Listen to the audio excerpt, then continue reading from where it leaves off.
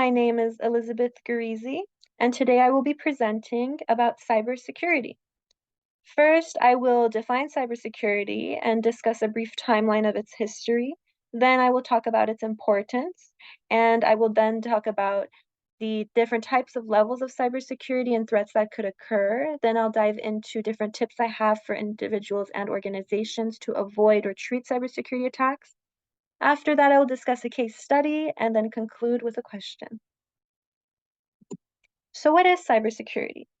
Essentially, it is a collection of not only technologies, but also tools and processes that can protect data and devices and networks that carry or store that important data from being stolen, accessed by unauthorized parties, or altered. A good triad to remember when thinking of cybersecurity is known as the CIA triad, which stands for confidentiality, integrity, and availability. Confidentiality entails not allowing unauthorized users to access data. Integrity entails not allowing improper alteration of that data. And availability entails parties that should have access to the data should be able to access data. A major misconception with cybersecurity is that it's a very new area of study and it's only existed as long as the internet's existed, but that's false. As long as there's been a digital computer that could carry some type of sensitive information, cybersecurity has existed. In the 50s, phones were new, and there was an act known as phone phreaking that became popular, which involved people hacking into phones to use free phone calls.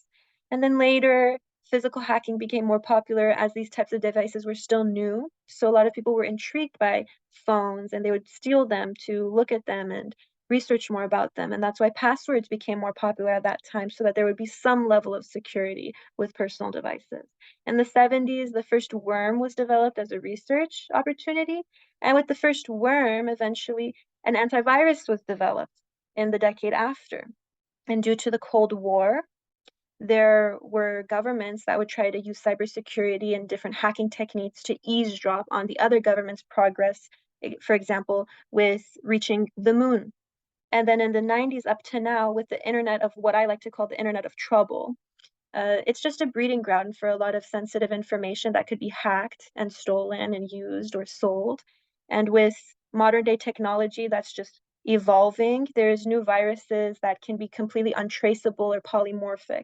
And it's very interesting to think of these types of software viruses as very comparable to biological viruses that could mutate as time goes by to become more survivable for their environments and their surroundings. Now, you may be thinking, why is this important? It's important to realize hackers are criminals. They're just like thieves, they're just like robbers. They're not stealing money necessarily all the time, but data itself has some type of intrinsic value. And in modern day, data can be sold to third parties because many companies will use any type of sensitive data to their advantage for their marketing efforts or for any type of effort, really. And cybersecurity research can also help improve the latest devices by developing better security features. For example, the iPhone 4 is completely uncomparable to the iPhone 13 Pro Max in terms of the security features that these devices have. And governments and organizations can completely be destroyed and compromised if their data is being stolen or altered. And that's why a lot of these types of organizations are willing to pay very high prices for antivirus software and are willing to go to very large lengths to protect themselves from any type of data breaches. Identity theft can also happen at the individual level. One misconception that people have is that cybersecurity is only needed for large organizations that have a lot of data, but even you can become a victim to a cybersecurity threat. Your identity can be stolen, your bank information, even your personal information, like your social security number, even your name and your geographic location from your IP address could be valuable information for a hacker to use. Cybercrime is also a very scalable issue. It's predicted that in 2025, it'll cost the world over $10.5 trillion per year.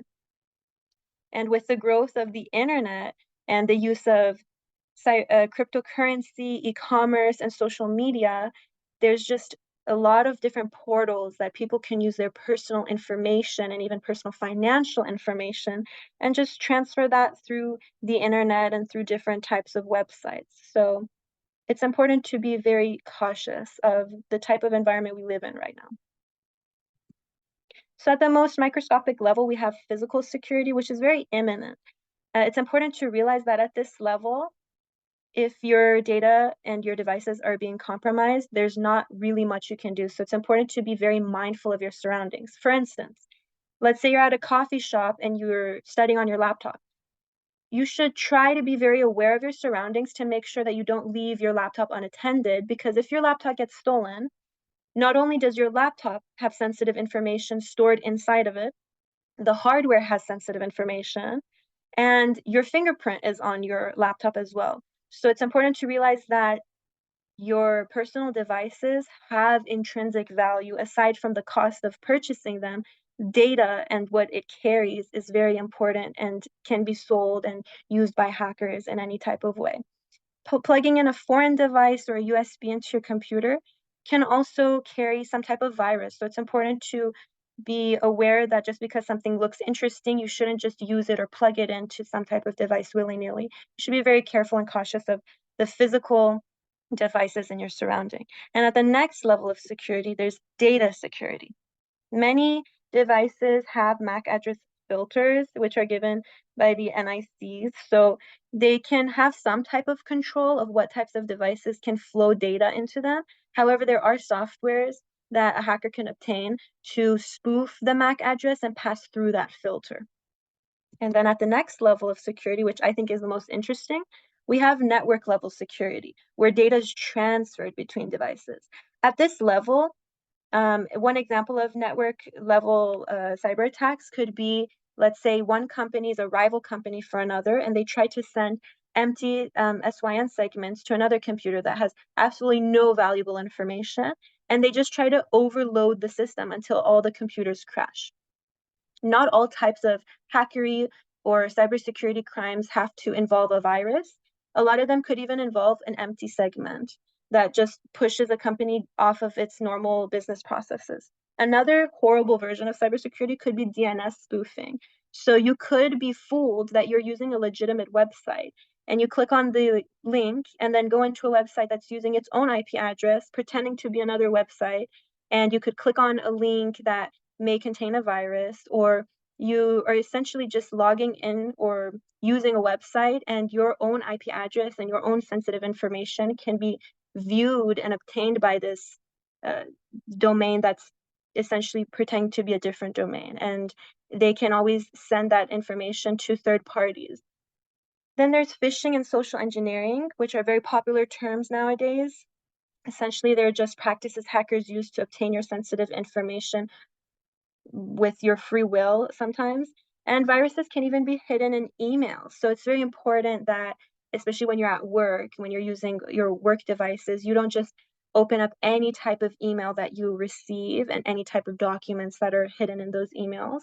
And it's important to follow good practices, like making sure you pay attention to the type of email address that's sending you this information. Your IP address on its own carries very sensitive information, like even your geographic location. So please be aware of the type of information you're sharing through the internet or through various networks, and be aware of the consequences that it could have if you aren't very cautious. So a few safety measures that I'd recommend for companies and also even individual people when it comes to cybersecurity is number one, network segmentation. It's really crucial for companies to use different networks for their employees and authorized users and then guests. Not only does this improve the speed of the network, but it also improves the security, because authorized users who have access to more sensitive information really shouldn't be using the same network as foreign parties. And then using the most updated work equipment is also vital because, like I said earlier in the presentation, the most modern iPhone has far better security features than previous ones. As cybersecurity improves and the studies improve, the research improves as well, and that provides more improvements for the devices and their developments. It's also very important for companies to train their employees to make sure they're aware of terms like malware, terms like phishing and social engineering, so that they're aware of how to protect themselves and their company from different types of cybersecurity attacks. It's also important for you to back up your data so that in the case that your device gets stolen, you'll have like a cloud to put that data so that it's at least in your own hands still. And with proper data backups, even in the case of disasters. And in that case, it's also important to have proper disposal of data as well. Simply throwing away a piece of paper or putting a file in a recycle bin is not enough, because that file might have sensitive information like your social security number or even your full name or your address. So that's why physically, when you have a piece of paper, you put it in a shredder. You don't just throw it away in a trash can. And you should go through these types of processes with digital data as well.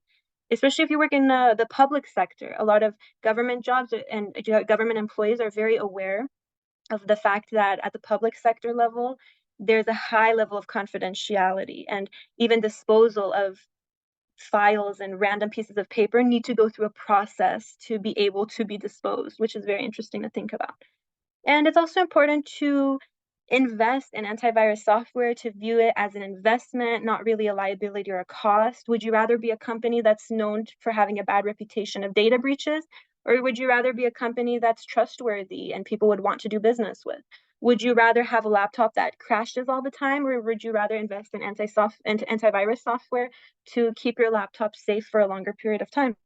And in the next section, we will talk about one of the biggest case studies of a cybersecurity attack in history. And surprisingly, this case had been about one of the largest companies. It's Yahoo. And in 2014, specifically 500 million accounts, passwords, and usernames were stolen in less than a couple of hours by only a couple hackers who were able to hack through the hashing algorithm that Yahoo had, a company as large and as reputable as Yahoo.